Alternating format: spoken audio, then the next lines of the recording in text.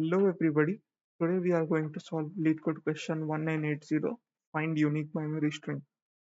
Given an array of strings num containing n unique binary strings, each of length n, return a binary string of length n that does not appear in nums.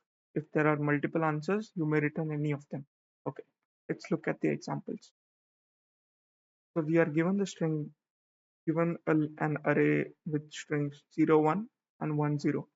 So we have to return a binary string that does not appear in this array, right? So there are two possible answers. We can either return 0, 0 or 1, 1. Any of them are accepted, right? Similarly, in the next example, we are given 0, 0 and 0, 1. We can return 1, 0 or 1, 1, right?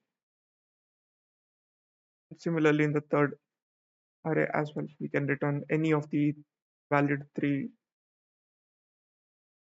length binary string. Okay, so let's think of this solution.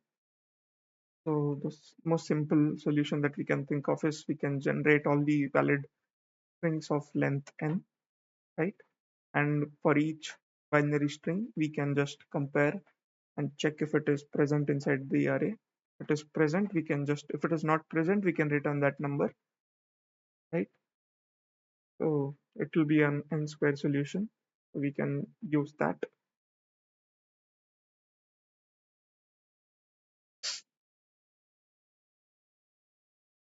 Let's get started.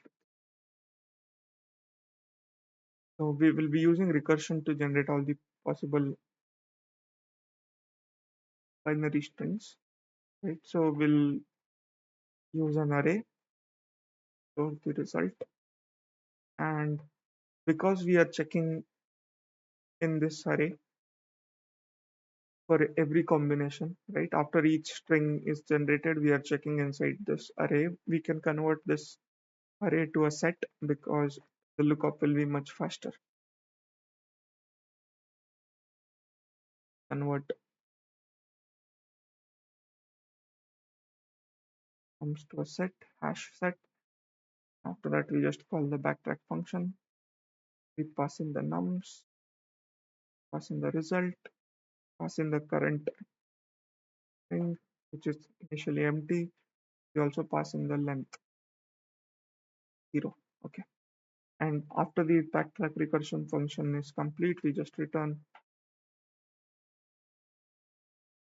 whatever is present inside the result array. Now let's add the backtrack function, nums, result, current, and index. So if the index ever reaches the length, right, ever reaches the length of the nums, so we know that we have generated a valid binary string of length n.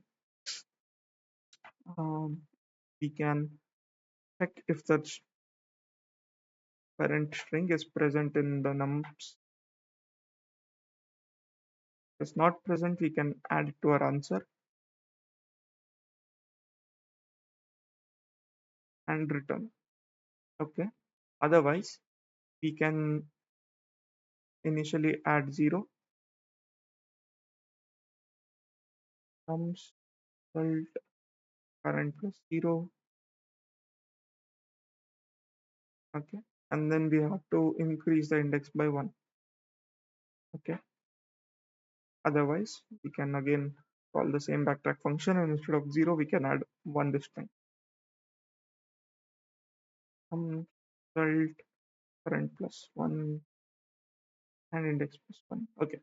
One thing we can observe here is if ever we if ever we call this recursive function and this stores the number inside result, we do not have to call this function again, right? So we can return early. So we can just make a check here if result, right? If we have already added a number to result, we can just return early from here after this call is done. We do not have to again go and check for this number, right? So let's run the test cases. Okay, looks good. Let's submit.